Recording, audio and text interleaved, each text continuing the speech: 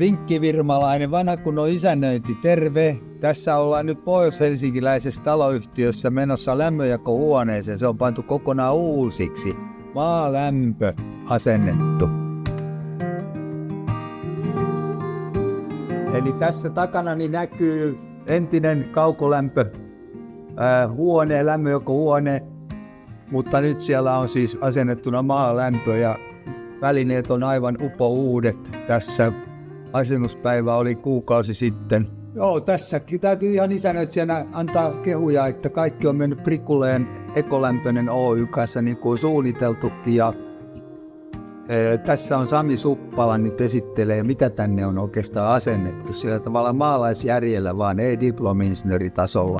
Tässä on kaksi maalämpöpuppua, Boschin 48 kilowattisia koneita ja toinen on tommonen niin sanottu isäntäkone, mikä tekee tarpeen mukaan lämmitystä, vaikka lämmintä käyttövettä, ja sitten siellä on tää sleivikone, mikä tekee pelkästään lämmitystä sitten kun alkaa ilman kylmenemään. Ja energiaa näihin kerätään. Tässä on 7 kappaletta 340 metriä syviä lämpökaivoja. Siellä on nämä mustat paksut putket, tuolla on 7 lämpökaivoa tuolla talon ulkoreunalla ja täältä ne tulee näitä mustia paksuja putkia pitkin sitten tänne lämpöpumpuille ja sieltä kerätään sitä ilmaisenergiaa sitten, eli 2/3 kokonaisenergiatarpeesta saadaan ilmaisiksi sieltä 7 340 metriä syvästä lämpökaivosta.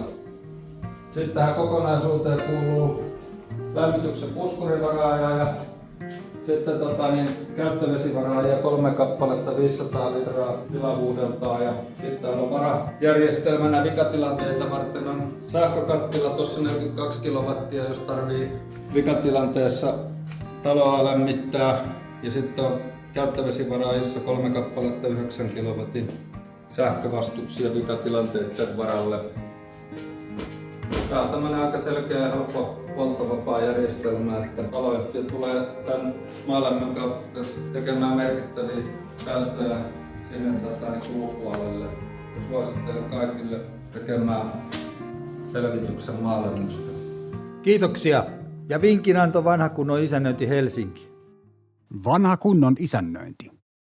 Voit soittaa, lähettää sähköpostia tai tehdä tarjouspyynnön netissä.